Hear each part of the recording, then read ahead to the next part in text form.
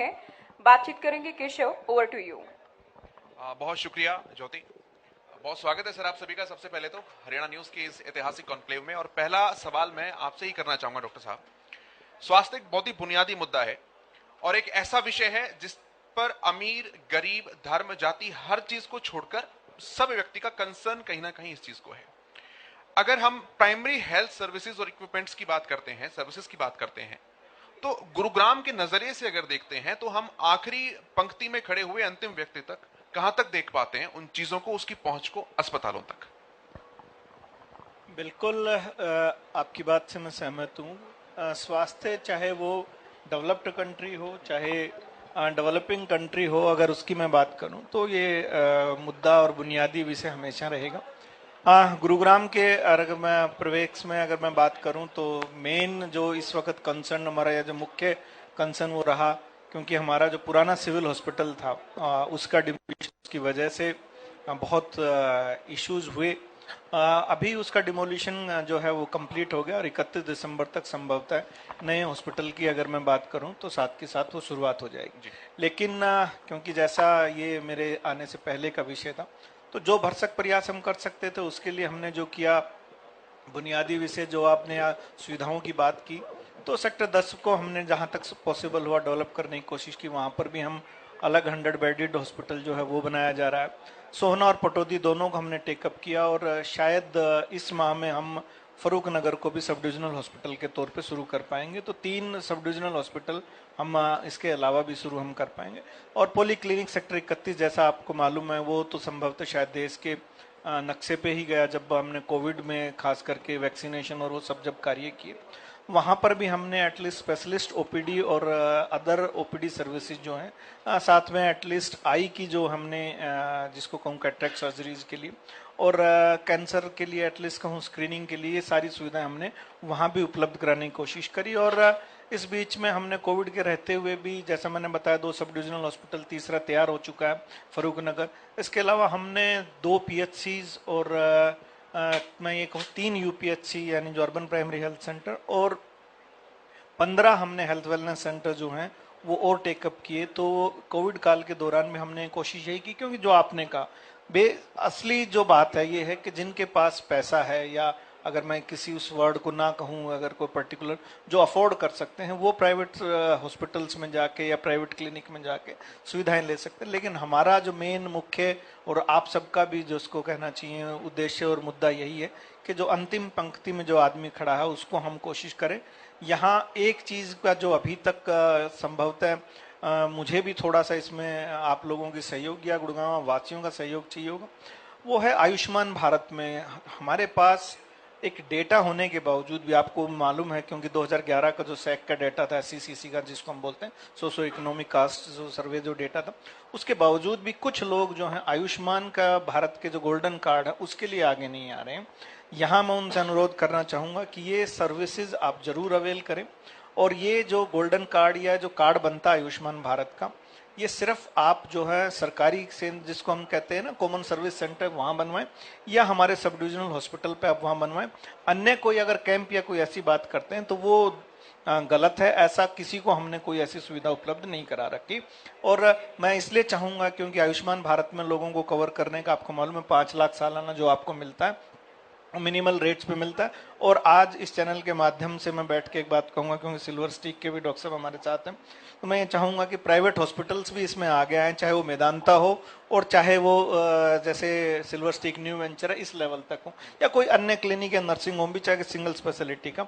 मैं ये चाहूंगा कि वो आयुष्मान में ज्यादा से ज्यादा एमपैनल कराएं। जितना ज्यादा वो एमपैनल कराएंगे उतना ही आम आदमी को फायदा होगा। संभवतः एक जो हेजिटेंसी है वो मैं आज आपके चैनल के माध्यम से इन सभी प्राइवेट हॉस्पिटल्स को मैं अनुरोध करना चाहूंगा, यदि दोनों तरफ से जनता अगर आयुष्मान कार्ड बनवाएगी जो एलिजिबल है, और अगर सारे प्राइवेट हॉस्पिटल्स अगर आयुष्मान के लिए एम्पैनल होंगे, जब आपके पास बल्क में काम आएगा तो ऑब्वियसली उस जो सरकार के द्वारा निर्धारित जो मैं कहूँ फीस या रेट जो भी आप उसको संज्ञा देना चाहें, तब वो आपके लिए वायबल और फिजिबल हो पाएगा।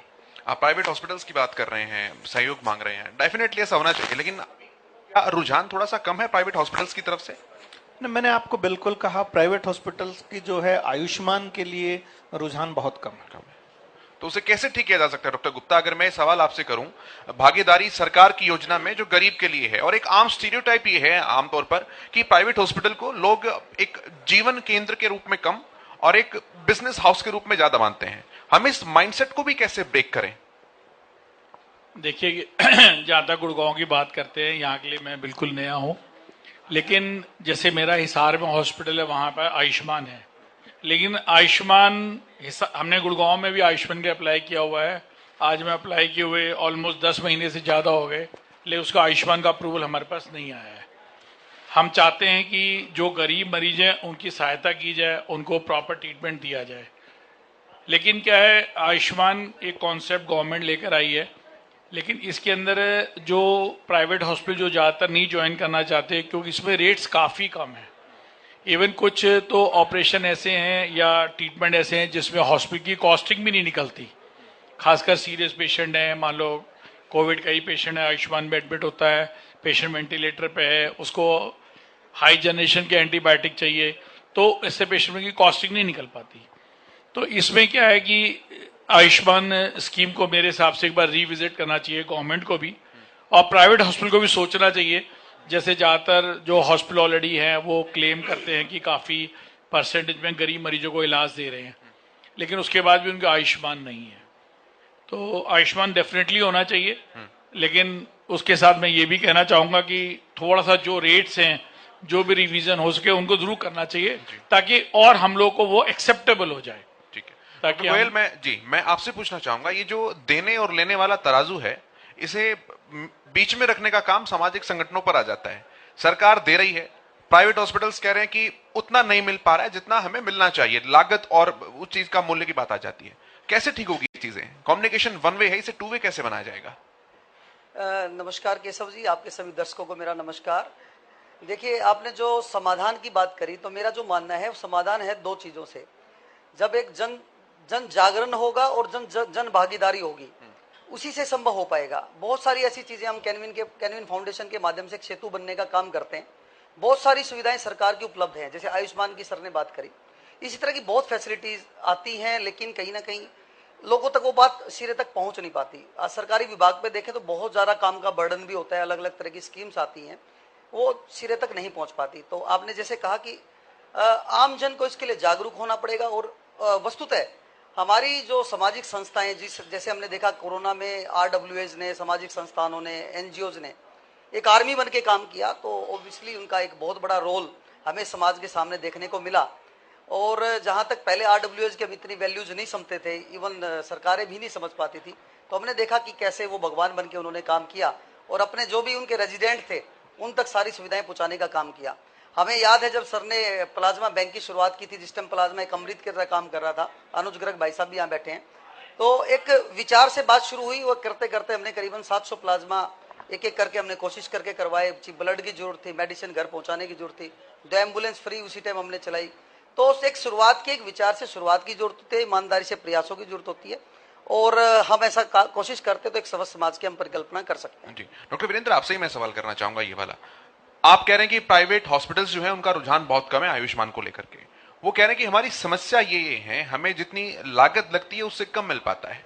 तो ये बात उनकी भी जायज है और बात उनकी भी जायज है। अब संतुलन कैसे बनेगा इसके बीच में? बिल्कुल केशव जी, ये बात मैंने तो खुद ही पहले का एक्सेप्ट की थी कि शायद संभवतः इसीलिए नहीं आ रहे, और मैंने कहा था कि जितनी ज़्यादा हॉस्पिटल रजिस्टर करने की कोशिश करेंगे, जितने ज़्यादा आयुष्मान कार्ड बनेंगे, उतना ही संभवतः जब कोई भी काम जैसे मैंने कहा कि बल्क में होगा तो शायद दोनों तरफ बात बराबर हो। आने वाले दिनों में संभवतः इसके ऊपर भी काम किया जाएगा, क्योंकि रेट्स जो रिवाइज किए जाएंगे, मुझे उम्मीद है कि बहुत जल्दी हमारा जो सेंसस का सर्वे है वो होगा, और जब सेंसस सर्वे दोबारा होगा, SCCC का डाटा यानी जो सोशो इकोनॉमिक कास्ट बेस्ड सर्वे कहिए, और वो जब सब आएंगे तो संभवतः इसके ऊपर भी एक बात होगी। हम भी इस बात को बार बार रिप्रेजेंट करने की विभिन्न लेवल पे या मंच पे या स्तर पे जो है हम करते रहे हैं। लेकिन एक जैसे बीच में बात कही, अभी डॉक्टर गुप्ता ने भी कही और DP गोयल जी ने भी कही, जब कोविड में ये पॉसिबल था, एक एग्जाम्पल हमारे सबके सारे देश के सामने आया, और मैं दूसरों के तो मैं नहीं कहूँगा, क्योंकि मैं किसी दूसरे डिस्ट्रिक्ट पे कमेंट करने का शायद या स्टेट के ऊपर कमेंट करने का मेरा अधिकार भी नहीं है। संभवतः इवन WHO की एक विजिट हुई थी कोविड की वैक्सीनेशन को लेके, अदरवाइज और जब उन्होंने सर्वे किया था और बातें भी हुई, इवन माननीय प्रधानमंत्री जी से जब बात हुई तो तब भी हमने इस बात का जिक्र किया था। और प्राइवेट और गवर्नमेंट सेटअप पहली बार एटलीस्ट कोविड में इतना एक साथ मिलके काम करना सर वो आपकी वजह भी थे, आप भी वजह थे उसमें। नहीं, वो मैं अकेला वजह नहीं हो सकता, सब साथ होता है, एक इंसान कोई वो नहीं। मैं फिर आपकी वो बात से डीपी गोयल जी और इस बात को जब हम कह रहे थे तो माननीय प्रधानमंत्री जी से जब हमने बात की तो ये कह रहे थे कि तो मैंने एक एग्जाम्पल के तौर पे कहावत जो कही थी कि एक अकेला चना भाड़ नहीं फोड़ सकता, तो जब प्रधानमंत्री जी संबोधित कर रहे थे तो उन्होंने यही बात कही थी कि जो डॉक्टर यादव कह रहे हैं वो बिल्कुल सही है। तो मैं उनकी बात को आगे रखता हूँ, अकेला कोई नहीं, सब मिलके साथ चलेंगे तभी ये संभव हो सकता है। और अब मैं यही एक बात ये कह रहा हूँ, देखिए आपने केशव जी खुद कहा, और ये आप और मैं या जो भी हैं, मैं आई एम सॉरी उस बात को दूसरी तरीके से, क्योंकि एक दुनिया या जनता की आवाज के हिसाब से आपने भी बात की ना, क्योंकि प्राइवेट हॉस्पिटल को बिजनेस अपॉर्चुनिटी या उसके तरह से लोग देखते हैं कि वो लेकिन एक बार एटलीस्ट कोविड के कुछ महीनों की अगर मैं बात करूं, जब खास करके सेकंड वेव, उस टाइम तो ये भावना एक बार के लिए, और डॉक्टर गुप्ता, क्योंकि वो जो रेट्स जो कैपिंग हमने फिक्स की थी हरियाणा में कि इससे ज्यादा आप संभावित जो है खर्चा आप या जो है वो नहीं ले सकते, NABH हॉस्पिटल का इतना, नॉन NABH हॉस्पिटल का, तो वो चीजें आप लोगों के लिए भी, सभी के लिए फायदेमंद थी, जनता के लिए, हॉस्पिटल के लिए, और इवन हमें, क्योंकि ये रोजाना शिकायत हमें प्राप्त होती थी तो थोड़ा सा इजी होता। तो मैं यही चाहूंगा कि ना केवल इसमें उस टाइम पीरियड की, बल्कि आने वाले दिनों में जो वायबल हो, मैंने बात यही मैं कह रहा हूँ, जो वायबल हो उन हॉस्पिटल्स के लिए, क्योंकि देखिए स्टाफ और जगह और सर्विसेज प्रोवाइड करेंगे तो ऑब्वियसली इट विल बी दोनों चीजें वो होंगी, बिजनेस वाली बात भी होगी। तो लेकिन जो वायबल रेट्स हों, एक मुझे ऐसा लगता है कि शायद कोविड ने हमें बहुत कुछ सिखाया है, तो एक शायद ये वक्त भी आ गया है कि हम एक वायबल रेट्स फिक्स कर दें कि ICU या CCU के इतने चार्जेस होने चाहिए, बेड्स के वार्ड्स के इतने चार्ज होने चाहिए, जिसमें प्राइवेट हॉस्पिटल अपना जो है वो भी खर्चा वहन कर सके और मरीजों पर भी अनावश्यक खर्चा ना आए। मेरा ऐसा सोचना है। डॉक्टर गुप्ता, क्या ये प्रैक्टिकली पॉसिबल है? केशव जी देखिए, जैसे मेरे को गुड़गांव में या बड़े शहरों में ये हॉस्पिटल को कमर्शियल कहा जाता है, और इसमें कोई दो राय नहीं है, जब आदमी 5 स्टार बिल्डिंग बनाता है और सारी फैसिलिटी देता है तो खर्चे बढ़ जाते हैं। जैसे मेरा 26 साल का हिसार का एक्सपीरियंस है, हमारी वहाँ पर्सनलाइज प्रैक्टिस है और हमारी हमेशा कोशिश रही है अफोर्डेबल सेगमेंट में काम करें। इसमें डॉक्टर यादव ने जैसे कहा, कोविड के टाइम में टेस्ट फिक्स हुए, CT स्कैन, चेस्ट का रेट फिक्स हुआ, बहुत अच्छी बात थी, हमने पूरी तरह सपोर्ट भी किया उस चीज को, लेकिन वो क्राइसिस का टाइम था। यदि आज हमने हॉस्पिटल रूटीनली रन करना है, हमने खर्चे मीट आउट करने हैं, हमने बिजली, डीजल, स्टाफ की सैलरी निकालनी है, तो वो कैसे निकलेगी? मैंने इसके लिए कई बार नीति आयोग को भी लेटर डाला है, लेकिन उसका कोई रिप्लाई नहीं आता। डॉक्टर हर्ष महाजन से मेरी कई बार बात हो चुकी, जो नीति आयोग के मेंबर हैं, लेकिन मे भी हो सकता है हम सारे अस्पताल एक साथ काम नहीं कर रहे, हम 2-3 अस्पताल ही ट्राई कर रहे हैं भाई नीति आयोग में रेटों को अमेंड किया जाए। यदि सारे काम करें, हो सकता है गवर्नमेंट इस पे भी सुने। डॉक्टर यादव तो खुद डॉक्टर, इनको पता है एक सेटअप को चलाने, एक सिविल अस्पताल को भी चलाने, उनका बजट मैनेज करना कितना बड़ा चैलेंज होता है कई बार। नहीं, जो दे सकते हैं उसके लिए कोई ज्यादा बड़ा इशू नहीं है, सवाल उनके लिए जो दे नहीं सकते हैं। देखिए, जो नहीं दे सकते उनके लिए हम तैयार हैं, डिस्काउंट करने को तैयार हैं, अफोर्डेबल बेड्स बना रखे हैं, हम उसके लिए काम करेंगे, आयुष्मान में भी काम करने को तैयार हैं। आप तो कर सकते हैं, बहुत अच्छी बात है, लेकिन मैं पूरे डॉक्टर्स तबके की और हॉस्पिटल्स की बात कर रहा हूं। कुछ ऐसा कुछ ना कुछ होना चाहिए। देखिए, वैसे तो क्या है कि जैसे जो मेरे को कई बार बताया है लोगों ने, जैसे अपोलो हॉस्पिटल दिल्ली में शुरू हुआ, उसने गवर्नमेंट को अंडरटेकिंग दी, इतने % हम फ्री इलाज करेंगे। सेम चीज मेदांता के लिए भी एक्सेस करती है, फोर्टिस के विजिट करती है। क्या कर रहे हैं वो, मैं उनका अंदर के बारे में मेरे को नहीं पता, लेकिन जो भी कोई डॉक्टर है उसके मन में गरीबों की सहानुभूति होती है। लेकिन आप ये बात आपको दिमाग में रखनी पड़ेगी कि अपनी जेब से पैसा खर्च करके कोई दूसरे का इलाज नहीं कर सकता, इसमें कोई दो राय नहीं है। मेडिकल सेगमेंट आज की तारीख में सबसे ज्यादा बुरा है। क्यों? हमारे पास सारे गरीब बीमार लोग आते हैं जो ऑलरेडी अपनी बीमारी से परेशान होते हैं।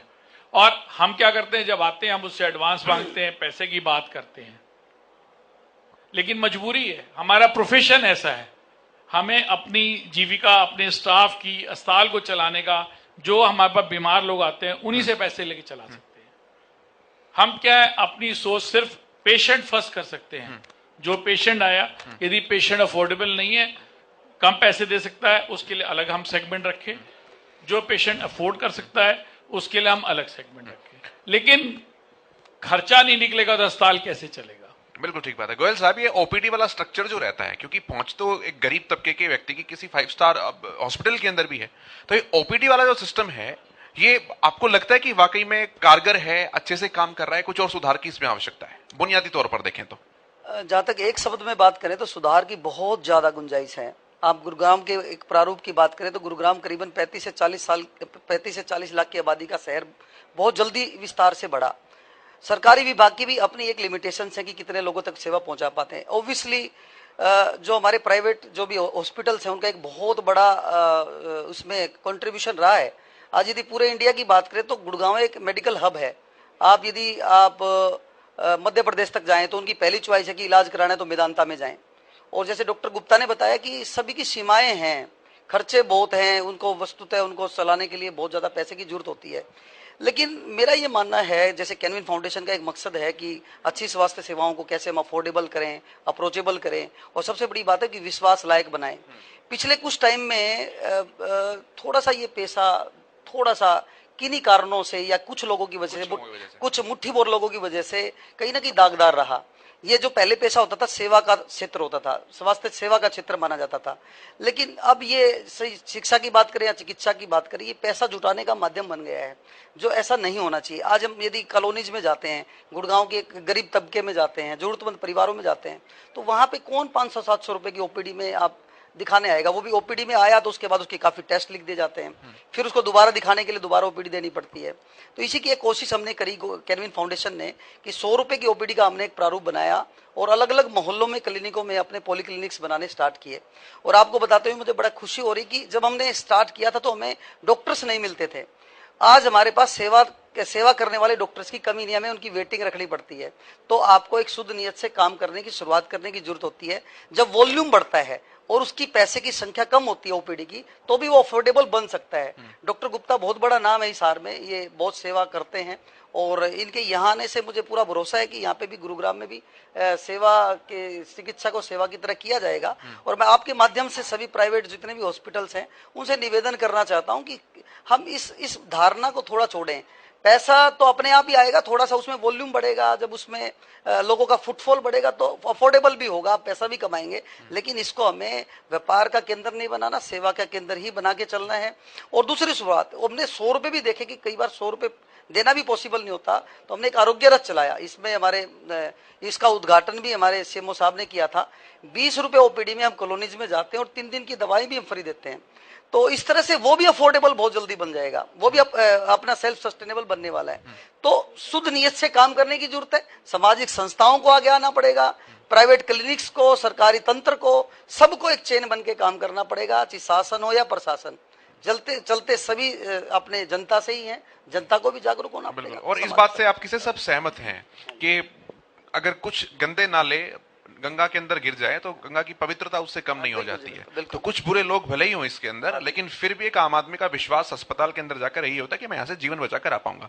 मैं चलिए आप अपनी बात रखिए, फिर मैं यादव साहब से सवाल करूंगा जी। हमने हिसार में एक welfare society for neurological patient बना रखी है, वो 1998 से चल रही है। उसमें हम हॉस्पिटल के अंदर हर महीने के लास्ट संडे फ्री कैंप करते हैं, फ्री कंसल्टेशन है, फ्री मेडिसिन है, और कोई वाकई बिलो पॉवर्टी लाइन आता है उसका हम टेस्ट भी फ्री कर देते हैं। इसी तरह गुड़गांव में हर महीने के 3rd संडे को हमने ये शुरू की है यहाँ पे कि जो भी पेशेंट हमारे पास आएगा उसका कंसल्टेशन फ्री है, और मेडिसिन हम कोशिश कर रहे हैं दे पाए मरीज को। और डेफिनेटली मैंने आपको बताया था गुड़गांव में और हिसार में रनिंग कॉस्ट में जमीन आसमान का फर्क है। हमने पिछले 3 महीने हॉस्पिटल डीजल पे चलाया है क्योंकि बिजली कनेक्शन नहीं मिला हमें, तो 26 लाख रुपए एक महीने का बिल आता रहा डीजल का हमारा। तो अब कोशिश हमारी यहाँ भी है कि हम इसको किस तरह एक्टिवेट कर पाएं, जो भी सराउंडिंग एरिया है, जो पुअर पेशेंट है। इवन मेरी रूटीन ओपीडी में पेशेंट आता है तो वो कहता मैं अफोर्डेबल नहीं हूं, तो हिसार में उसको तो भैया लास्ट संडे को आना, आपको फ्री कंसल्टेशन मिल जाएगा, दवा फ्री मिल जाएगी। ठीक है डॉक्टर साहब, आजादी के 75 साल पूरे हुए और अमृत महोत्सव भारत मना रहा है। गोयल साहब जिक्र कर रहे थे कि मध्य प्रदेश तक भी अगर किसी इलाज की जरूरत होती है तो मेदांता की तरफ आता है। सरकारी अस्पतालों पर इतना भरोसा कैसे बन पाएगा? क्योंकि मध्य प्रदेश का आदमी देख पाता तो सिर्फ एम्स को देख पाता है, और उसके अंदर भी पता नहीं कितने महीनों की वेटिंग होती है। अगर हम सिविल हॉस्पिटल की बात करें तो बुनियादी चीजों के लिए भी हड़तालें करनी पड़ जाती हैं डॉक्टर्स को, मरीजों को नुकसान भुगतना पड़ जाता है। बेसिक इंफ्रास्ट्रक्चर, बेसिक हेल्थ के इक्विपमेंट्स, मैं किसी पर्टिकुलर अधिकारी को या उसको टारगेट नहीं कर रहा, लेकिन 75 साल के बाद भी हम अभी वहीं पर खड़े हैं, तो शायद ये पुनः अवलोकन करने का समय है। देखिए, मैं किसी पर्टिकुलर हॉस्पिटल का नाम तो नहीं लेना चाहूँगा, लेकिन जब जिक्र आ ही रहा है, मेदांता की बात कही या किसी और बड़े हॉस्पिटल की बात कही, दूर के ढोल हमेशा सुहाने होते हैं। मैं सिर्फ एक बात कहूँगा, किसी भी बड़े से बड़े कॉरपोरेट हॉस्पिटल में आप एक बार जाके देखें, आपके संज्ञान में सारी सच्चाई वहाँ इन बातों को लेके बिल्कुल मिलेगी।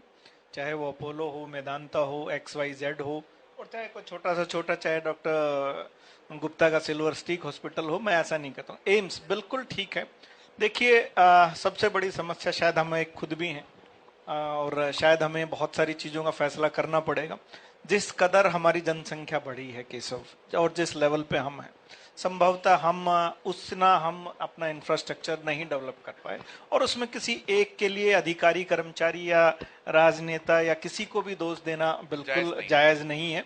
उसके लिए हमें भी इस बात को आगे आना पड़ेगा, और संभवतः वो टाइम आ गया है कि हमें इसके ऊपर पहल करनी पड़ेगी। और केशव, आप सहमत होंगे, आपकी क्या कहते हैं चैनल के माध्यम से भी बहुत बार ऐसी बातें हुई, और मुझे ऐसा नहीं लगता कि मैं बार बार आई एम सॉरी, ये कोविड जो है ना, बिकॉज कोई भी महामारी ना आपके जीवन में सिर्फ एक ही बार आती है, 100 साल में एक ही बार देखने को मिलती है। तो कोविड ने बहुत कुछ सिखाया। पहली बार केशव ऐसा हुआ कि कोविड में, आप विश्वास करिए, और आप खुद गवाह हैं इस बात की, गारंटी के साथ, लोगों ने सरकारी तंत्र पर इतना विश्वास जताया। वही वैक्सीन प्राइवेट में भी उपलब्ध थी नहीं, लेकिन लोगों ने, आज भी आप आके देखेंगे तो लोग, वो सबको मालूम था कि वैक्सीन कहां से मिली, सरकार ने दी। वैक्सीन कहां से हुई, सरकारी सेंटर्स पे। इवन प्राइवेट हॉस्पिटल्स ने अल्टीमेटली, मैं किसी को उनको नहीं ब्लेम या क्लेम नहीं कर रहा, अल्टीमेटली आज की डेट में अगर आपको देखा जाए तो वैक्सीनेशन शायद कोविड की सरकारी अस्पताल के कोई नहीं करता होगा। सर्विसेज के टाइम पर भी ये हुआ कि एक बार वहां पर ओपिनियन ले ली जाए। तो ऐसा नहीं है कि विश्वास नहीं है, विश्वास बिल्कुल है। हाँ, ये आपकी बात से मैं सहमत हूँ। एम्स में अगर आप जाओ, साल की वेटिंग भी मिल सकती है, कुछ ऐसे प्रोसीजर हैं जहाँ 2 साल की वेटिंग मिलती है। अभी बल्कि रिसेंटली हमारा एक एक्सपीरियंस ऐसा रहा कि हमने किसी एक दिव्यांग को किसी चीज़ के लिए उसका असेसमेंट के लिए भेजा, तो अगर 1 से 1.5 साल की अगर अपॉइंटमेंट उसको तारीख दी जाती है, अपॉइंटमेंट दी जाती है असेसमेंट की, तो ये बिल्कुल जायज़ बात नहीं है। संभवतः बहुत प्रयास किया जा रहा है, हर जिले पे मेडिकल कॉलेज की शुरुआत करने की कोशिश की जा रही है। बहुत सारे 9 एम्स ऑलरेडी खुल चुके हैं, संभवतः 5 आने वाले साल में खुल जाएंगे। लेकिन अभी भी मैं इस बात की बात से बिल्कुल सहमत हूँ, विश्वास के ऊपर मुझे कोई डाउट नहीं है आज भी। और इसका मैं आपको भरोसा इसलिए दिला सकता हूँ कि जितने हमारे मेडिकल कॉलेजेस से, और ख़ास करके हमारे प्रीमियर इंस्टीट्यूट्स, जो मैं कहूँ जो गवर्नमेंट इंस्टीट्यूट्स हैं, वहाँ से पढ़े हुए लोग आज की डेट में UK और US में, जहाँ पर भी, I am sorry, I should not से सच थिंग्स, जहाँ यूजुअली एक सिस्टम होता है कि रेजिडेंट को ही आप विभागाध्यक्ष या HOD के तौर पे करते हैं, वहाँ भी आज हमारे लोग HOD के तौर पे काम करना शुरू कर चुके हैं। तो विश्वास और हमारी काबिलियत के ऊपर कोई डाउट नहीं हो सकता। हाँ, लेकिन शायद इंफ्रास्ट्रक्चर को और ज़्यादा डेवलप करने की जरूरत है। मुझे उम्मीद है कि आने वाले दिनों में ये ऐसा होगा, और मैं आपकी बात से इसलिए भी सहमत हूँ। एक रिसेंट सर्वे कहूँ या लगातार कहूँ, 40-60 का एक रेशो चलता है। 40 के करीब अगर पेशेंट्स हम देख रहे हैं तो 60 के करीब प्राइवेट सेटअप। मैं गुड़गांव की बात कर सकता हूँ या हरियाणा की बात कर सकता हूँ। शायद हमें इसको रिवर्स करने की जरूरत है और इंफ्रास्ट्रक्चर को बढ़ाने की जरूरत है, तभी संभवतः मैं बैठ के आपको कन्विंस करा पाऊँ या बाकियों को, लोगों को कन्विंस करा पाऊँ। घाटे का सौदा हो गया है, तो अगर रिवर्स हो जाएगा तो सरकारी अस्पतालों में ज्यादा कोई घाटे का सौदा नहीं है। पेशेंट ठीक होना चाहिए, सेटिस्फाइड होना चाहिए। हमारे घरों में इतने हम शौकीन नहीं है कि रोज हमने गाड़ी बदल ली है, दाल रोटी का काम चलता है आराम से। और मन में यदि भावना है आपके, आप डॉक्टर बने हैं, तो मेरे हिसाब से हमें इन सारी चीजों को एक्सेप्ट करना पड़ेगा। कोई घाटे का सौदा नहीं है। प्राइवेट हॉस्पिटल में भी लोग इसलिए ज्यादा जान जाते हैं कि हम लोग ब्रांडिंग करते हैं, एडवर्टीज में पैसा खर्च करते हैं। गवर्नमेंट सेटअप कोई भी एडवर्टीज में पैसा नहीं खर्च करता, योजनाओं के लिए करता है, अस्पतालों के लिए नहीं करता। हाँ, लेकिन हालांकि आप देखो, जो हम हिसार में देखते हैं, वो हमारे फिजिशियन डॉक्टर धवन थे, बहुत मशहूर फिजिशियन रहे। सारे पेशेंट उनको दिखाने पहुंचते थे। इवन जो प्राइवेट डॉक्टर की भीड़ रहती है, उससे ज्यादा भीड़ वो देखा करते थे।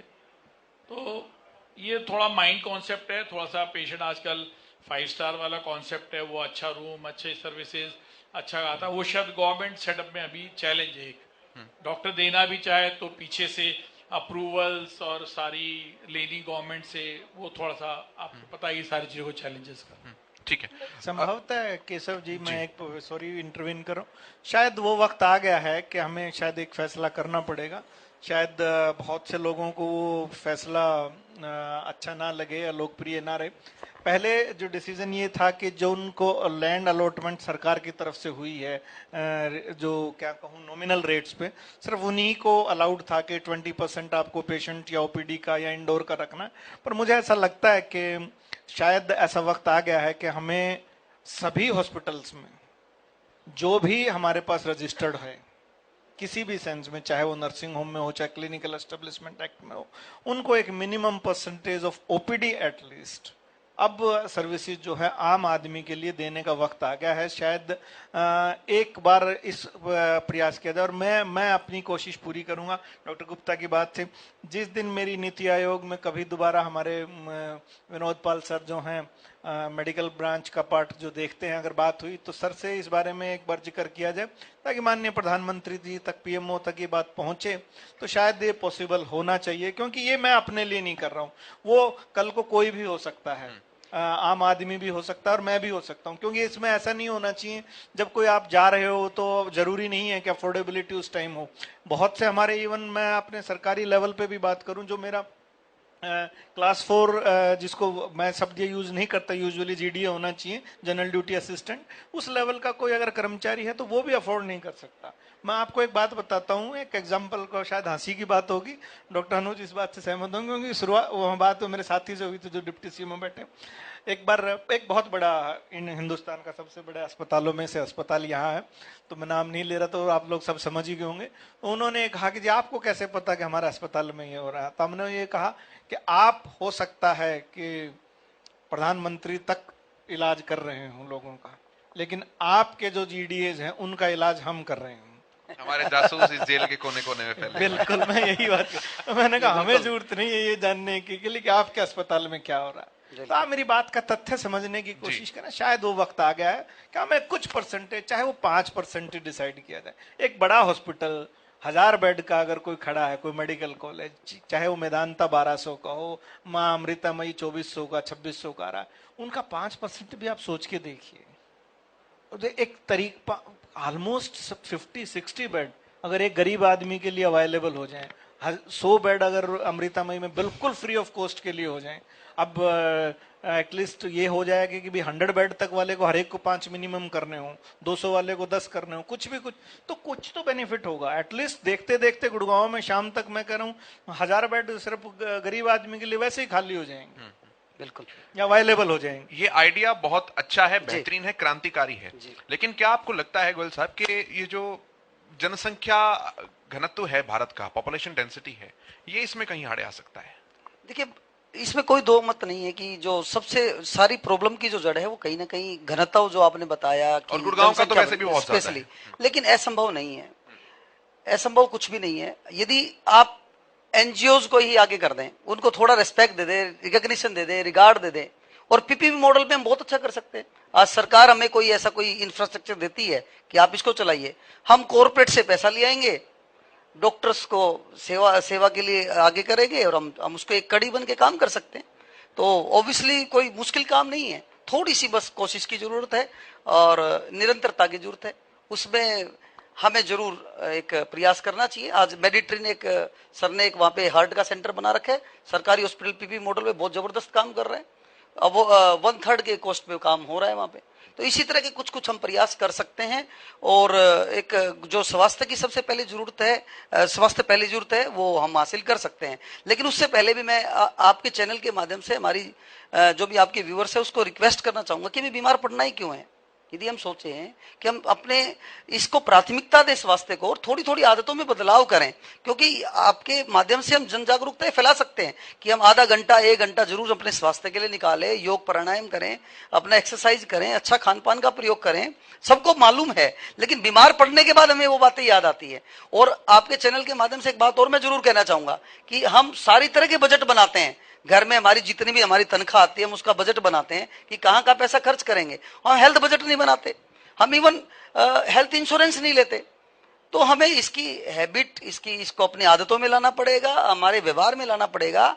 तो इन छोटे छोटे व्यवहार में लाने की वजह से हम अपने परिवार को स्वस्थ बना सकते हैं। और हमारी जो टैगलाइन है उम्मीद स्वस्थ भारत की, तो जब हमारा भारत स्वस्थ होगा तो ही समृद्ध बन पाएगा, प्रोडक्टिविटी बढ़ पाएगी, आउटकम बढ़ पाएगा। और जब हम रियल एक भारत को सुदृढ़ और समृद्ध भारत बनाना चाहते हैं तो उसकी तरफ हम आगे बढ़ पाएंगे। Prevention is better than cure. Keshav ji, एक साथ में अभी आपने बात कही तो एक क्रांतिकारी आइडिया के साथ में मैं एक बात और भी कहना चाहूंगा, और शायद आपके मंच के माध्यम से, और मैं मैडम दत्ता को भी रिक्वेस्ट, प्रतिमा जी को, आपके एडिटर, और आप सब कभी जब मौका मिले और मुझे मिला तो मैं भी एक बार फिर नीति आयोग में पॉल सर को, चाहे पीएमओ में, जब भी कभी कोई बार, शायद एक ये वक्त भी आ गया है कि हेल्थ सेक्टर को, सिर्फ हेल्थ सेक्टर को एग्जेम्प्ट एक बात के लिए जरूर किया जाए। क्योंकि जो सीएसआर एक्टिविटीज है ना, उसमें एक नियम है कि जिस फील्ड में आप काम करते हैं उसी फील्ड में आप सीएसआर एक्टिविटीज जब करेंगे तो आपको इनकम टैक्स संभवतः बेनिफिट नहीं मिलता।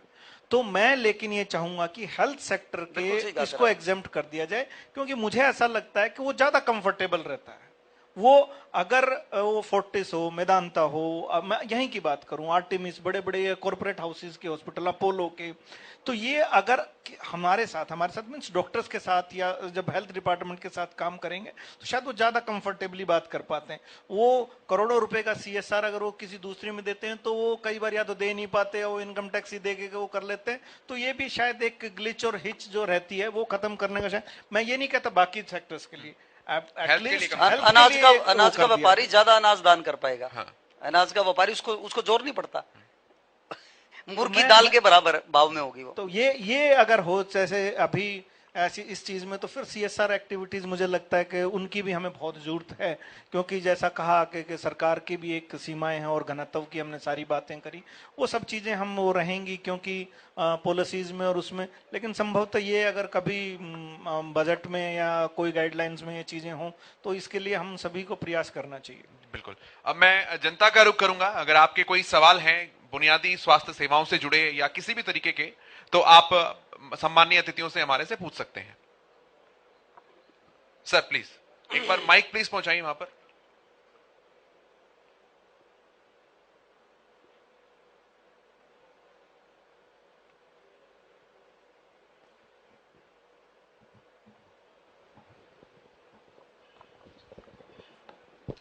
धन्यवाद केशव जी, आपने हमें मौका दिया।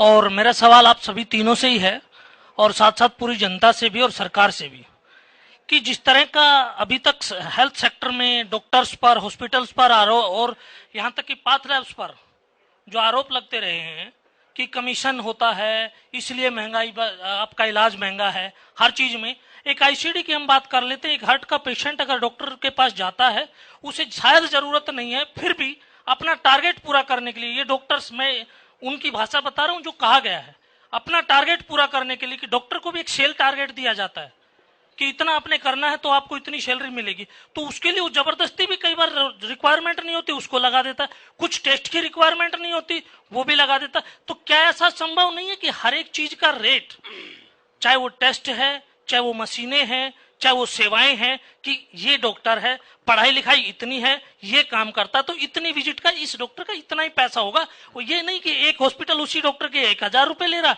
दूसरा हॉस्पिटल उसी डॉक्टर की विजिट के 300 रुपए ले रहा है जी। क्या ये संभव नहीं है? वीरेंद्र जी, मैं चलिए मैंने सोचा था पहले शायद डॉक्टर गुप्ता क्योंकि बात कर रखना चाहेंगे, मैं भी रख लेकिन सकता हूँ जी। हाँ, उनका सवाल पूरे तो देश से सभी का नंबर आ जाएगा। मैं तो पहले ही केशव इस बात पे कह चुका हूँ, केशव जी, अगर आपको याद हो कि शायद वो वक्त आ गया है कि हमें सब चीजों को एक निर्धारित करना चाहिए, ताकि ये सारी समस्याएं जो अविश्वास हुआ है वो आगे कंटिन्यू ना करे, क्योंकि कोविड में जब हम ये कर सकते हैं तो इसको भी हमें करना चाहिए। लेकिन मैंने एक शर्त उस पर बात यही कही कि ये होना चाहिए, को इनके लिए भी वायबल होना चाहिए, क्योंकि अल्टीमेटली आज अगर ये 40-60 का रेशो चल ही रहा है तो हमें इनकी भी जरूरत है और हमारे सिस्टम की भी जरूरत जी। है। अभी तो फिलहाल मैं इस पे कहूंगा, बाकी अगर कोई साथी कमेंट करे फिर मैं आपकी बात को आगे कंटिन्यू करके कमेंट जरूर करना चाहूंगा। जी डॉक्टर गोयल, उनका सवाल है सर आपसे। आप बोलो सर। देखिए, आपका क्वेश्चन वैलिड है, लेकिन क्या है कि यदि हम देखें तो आप वन साइड ऑफ स्टोरी देख रहे हो।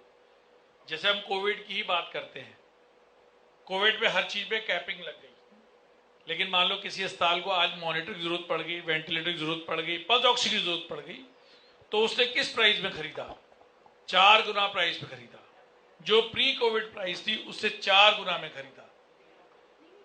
तो हर चीज के रेट बढ़ गए। मैं एग्री करता हूं कैपिंग होनी चाहिए, लेकिन कैपिंग हर पे होनी चाहिए, हर प्रोफेशन में होनी चाहिए। वकीलों पे होनी चाहिए, कोई फीस पे कोई कंट्रोल नहीं है। आज मेरे कितने जानकार व्यापारी हैं जिन्होंने कोविड में हंस हंस के बताते हैं हमने खूब पैसा कमाया। लकड़ी है जो 1 रुपए थी वो 10 रुपए की बेची, रिक्वायरमेंट थी, लोग परेशान थे। स्टील है जो 37 रुपीज का था, कोविड से पहले 87 रुपीज पे पहुंच गया। हमें यह सोचना पड़ेगा कि वन साइड स्टोरी ना देख के दोनों साइड की स्टोरी देखनी पड़ेगी। हो सकता है आप मेरी कुर्सी पे आगे बैठो, आप एक अस्पताल रन करो, तो आपके विचार मेरे से सहमत हो जाए। यदि हम दोनों साइड की स्टोरी नहीं देखेंगे क्या करेंगे? घर का खर्चा है 2000 रुपए, कमा रहे हम 1000 रुपया, कैसे चलेगा घर? मैं मानता हूं कि कुछ डॉक्टर, कुछ हॉस्पिटल बदनाम हुए, पांचों उंगली किसी के बराबर नहीं है सर, लेकिन वो सारे प्रोफेशन में है, वो वकीलों में भी है, बिजनेसमैन में भी है, हर कम्युनिटी में है। Why only doctor? कौन बिजनेसमैन ऐसा आदमी है जो रात में 12 बजे अपनी दुकान खोल के आपको टायर दे देगा? एक डॉक्टर है, रात को 12 बजे आप पैसे नहीं भी दोगे तो आपको देख के जाएगा, इलाज करके जाएगा। कोविड में डॉक्टर को पता था यदि कोविड का इलाज कर रहा है वो मर सकता है, बहुत सारे डॉक्टर मर गए। कौन बिजनेसमैन आगे बढ़ा? कौन आगे आया? आप मेरे को एक बंदे का नाम बताइए जो आगे आया हो। ठीक है, मैं सब डॉक्टर को सुनता हूं, मैं सबकी सुनता हूं, मेरे को सारे लोग सुनाते हैं। क्यों? मैंने हिसार में प्रैक्टिस की, मेरी पर्सनल प्रैक्टिस थी, यहां गुड़गांव आगे हर आदमी सुनाता है ये डॉक्टर ऐसा, वो डॉक्टर ऐसा। लेकिन हमारी भी तो व्यथा सुनिए ना, हमारी परेशानी सुनिए। I agree medical facility costly है, कैपिंग होनी चाहिए, लेकिन कैपिंग हर चीज पे होनी चाहिए। आज मैं मॉनिटर खरीदने जाता हूं, आज मैं बेड खरीदता हूं, स्ट्राइकर खरीदता हूं, 8 लाख रुपए का एक इलेक्ट्रिकल बेड है, उसमें कैपिंग कहां है? एक साइड की स्टोरी है ये, हमें दोनों तरफ बात करनी पड़ेगी, तभी बैलेंस बन पाएगा चीजों का। खाली डॉक्टरों को या हमारे प्रोफेशन पे उंगली उठाने से कुछ नहीं होने वाला। कैपिंग हर एंड में आनी चाहिए, हर आदमी को राहत मिलनी चाहिए। डीजल पे कोई कंट्रोल नहीं है, इलेक्ट्रिसिटी का कोई कंट्रोल नहीं है, कब आएगी कब जाएगी। पीएनजी गैस भी आपने लगा रखी है, तब भी आपको दुनिया भर के पॉल्यूशन बोर्ड से एनओसी लेनी पड़ती है। लेकिन सर ये तो सभी पे लागू होता है ना। मेरी आपके माध्यम से एक रिक्वेस्ट है, सब पे लागू होता है, लेकिन किसी की अर्निंग पे कैपिंग नहीं है। किसकी अर्निंग में कैपिंग? नंबर ऑफ पेशेंट बढ़ा के अर्निंग कीजिए, हमें मना थोड़ी है। एक सुप्रीम कोर्ट का लॉयर है जो कोर्ट के अंदर आता है, सिर्फ गर्दन हिला के चला जाता है, और आप उसकी फीस पता करिए क्या है। लेकिन वहां मजबूर आदमी नहीं जाता सर, सिर्फ परेशान या वो आदमी जाता है जिसे जाता है। मेरी वाइफ ने मेरे को छोड़ दिया इत्फाकन, मैं परेशान घूम रहा हूं, मैं वकील के पास गया, भैया मेरा राजीनामा करा दे या मेरे को डिवोर्स दिला दे, तो मैं मजबूरी आदमी हूं। ये तो सोचने वाली बात है। क्यों? देखिए, मैं आपको ये बात समझाना चाहता हूं, जब पुराने जमाने में हम डॉक्टर प्रैक्टिस करते थे, हमारा कोई इंफ्रास्ट्रक्चर नहीं था, हम टूटे फूटे बिल्डिंग में काम करते। मैंने हिसार में प्रैक्टिस शुरू की, मेरी बिल्डिंग टूटी फूटी थी, ऊपर से छत लीक करती थी। मरीज ने कभी भी मेरे को नाराजगी नहीं जाहिर की। 1996 में मैंने अस्पताल शुरू किया था, मरीज ने कभी नाराजगी जाहिर नहीं की। आज 2022 में बात करता हूं तो मरीज को यदि एयर कंडीशन नहीं चल रहा, कूलिंग एडुकेट नहीं है, जीडीए ने प्रॉपर्ली अटेंड नहीं किया, स्टाफ ने प्रॉपर्ली अटेंड नहीं किया, तो उसको क्वेश्चन है, उसको ऑब्जेक्शन है। आज मैं फैसिलिटी देने की कोशिश करता हूं तो कॉस्टिंग बढ़ेगी। मैं मना नहीं करता, मैं नहीं कहता कि भाई हमने खरबपति बनना है, डॉक्टर कोई भी खरबपति नहीं बन पाया, लेकिन कैपिंग हमारी परचेजों पे भी होनी चाहिए। जो हम आइटम खरीदते हैं, इक्विपमेंट्स खरीदते हैं, उनपे भी कैपिंग चाहिए। बिल्कुल डॉक्टर गोयल, तो आपकी बात बिल्कुल जायज है। गोयल सर, आप कुछ कमेंट करेंगे इस पर? तो देखिए, यहाँ दो विषय हैं कि पहला विषय तो ये है कि जो कमीशनिंग है वो कितना प्रैक्टिकल है, कमीशनिंग होती है नहीं होती, और दूसरा है कि इस पे कैपिंग हो या ना हो। तो जब मैंने इस हेल्थ डिपार्टमेंट को बड़ा अंदर तक जाके देखा तो इसमें एक बहुत बड़ा वायरस इसके अंदर है। ये जो कमीशनिंग का जो एक बहुत बड़ा गैंग है, गैंग में बोलता हूँ, बहुत सारे ऐसे लोग हैं जो हॉस्पिटलों के बाहर रहते हैं और सिर्फ उसको डॉक्टर से कनेक्ट कराने के नाम के 20-25% पैसा ले जाते हैं, और इनसे हॉस्पिटल्स भी परेशान है। ये नहीं कि हॉस्पिटल उसमें कोई खुश होके उनको पैसा देते हैं। तो इस पे बहुत बड़ी कार्रवाई की जरूरत है। और ये ऐसा भी नहीं है कि बहुत ज्यादा भी सारे ही लोग करते हैं, सारे हॉस्पिटल ही करते हैं, लेकिन मजबूरन भी कई बार करना पड़ता है कि उनको कमीशन देना ही पड़ता है, वरना डॉक्टर क्या कहते हैं, उसका जिसने मान लो हम एक लैब की बात करते हैं, डायग्नोस्टिक की बात करते हैं, आपने उसको कमीशन नहीं पहुंचाया, सिस्टम नहीं पहुंचाया डॉक्टर को, तो वो कह देगा जी हाँ जी ये तो रिपोर्ट खराब है, या दूसरा बंदा वहां पे पेशेंट नहीं लेके जाएगा। तो आज बात चली है, हालांकि मैं कभी किसी मन से नेगेटिव बात नहीं करता, मेरा अपना मानना है कि नेगेटिविटी को खत्म करना है तो पॉजिटिविटी की लाइन को बढ़ाना पड़ेगा। आप अच्छे कामों की लाइन बढ़ाओ, आपके पास वॉल्यूम बढ़ेगा, अपने आप वो गलत काम करने वाले बंद हो जाएंगे। लेकिन ये बहुत बड़ा एक रोग है, वायरस है, और इस पे सबको मिलकर कार्रवाई करनी पड़ेगी। हमारा स्वास्थ्य विभाग बहुत अच्छे तरीके से काम कर रहा है, इसमें भी और जरूरत है, और हमें लोगों को भी जागरूक होना पड़ेगा। इसकी जागरूकता में जो अवेयरनेस में जो अच्छे जो संस्थान हैं उसको हमें ढूंढना पड़ेगा, जहां कमीशनिंग नहीं होती काम करना पड़ेगा। दूसरी बात आई कैपिंग की।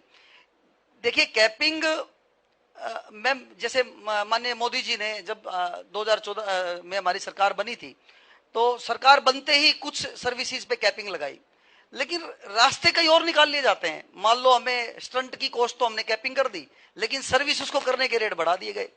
तो ये भी वस्तुतः बहुत ज्यादा सोचने की जरूरत है, लेकिन समाधान वही है कि जागरूकता हो और जो पॉजिटिविटी की लाइन हम बढ़ाएं तो उसी से संभव हो पाएगा। लेकिन कैपिंग मैं मानता हूं कि प्रैक्टिकल चीज है, और कैपिंग जरूर एक इसकी एक लिमिट हमारी जरूर निर्धारित होनी चाहिए।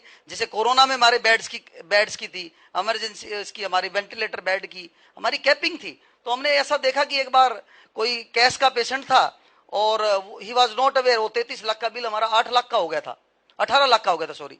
तो उसको वो मरीज अवेयर नहीं था, हमने वो कैपिंग वाले रेट का, कैश पेशेंट थे तो हमने उस पे उनको उसको हमने लागू करवाया, तो 33 लाख का बिल सीधा 18 लाख का हो गया।